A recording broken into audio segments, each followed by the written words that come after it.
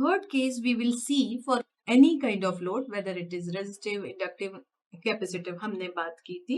Third case जबकि load capacitive हो, माने जहां सेकेंडरी वाइंडिंग के अंदर करंट वोल्टेज को लीड कर रहा हो, उस केस में हमें फेजर डायग्राम कैसे ड्रॉ करना है. Again we will start with set up flux in the core that is fine. It is taken as reference phasor. इससे हमारा ईएमएफ 90 डिग्री से लैग कर रहा है और जो करंट फ्लोइंग थ्रू सेकेंडरी है वो वोल्टेज को लीड कर रही है. Let us say our secondary voltage is drawn somewhere here V2 and the current leading the voltage is drawn somewhere here as I2.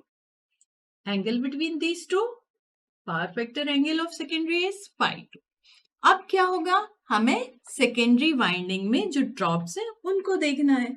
तो जो पहला रेजिस्टिव ड्रॉप होगा वो करंट के फेज में होगा.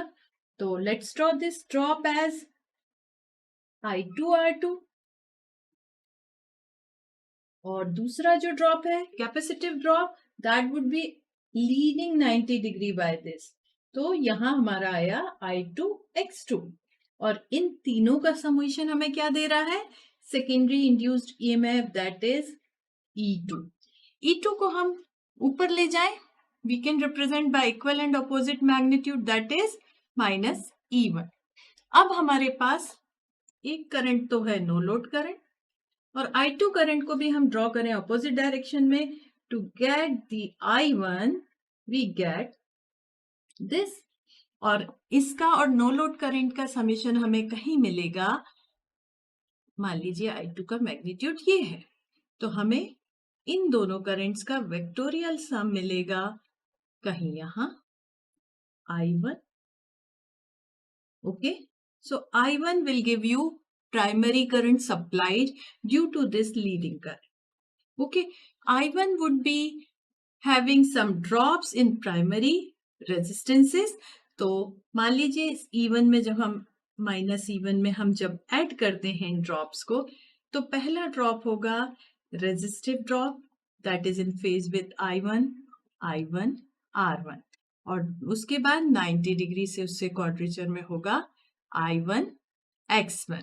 Again, summation of these three quantities E1, I1 R1 and I1 X1 will give you supply voltage V from this origin, that is V1. और V1 और I1 के बीच में जो करंट पावर फैक्टर होगा that is power factor angle 1 of supply side. So this be a bit complicated compared to lagging power factor load. We can see capacitive load के case में voltage, secondary voltage को current lead कर रहा है.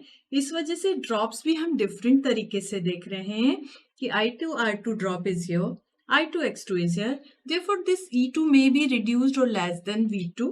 And once we have drawn minus E1 with reference to this and added the drops in primary windings, we get the supply voltage V1 here. और V1 और I1 के बीच में power factor भी हम देख पा रहे हैं. इस तरह से लीडिंग पावर फैक्टर पर हम फेजर डायग्राम ट्रांसफॉर्मर का ड्रॉ कर पाए.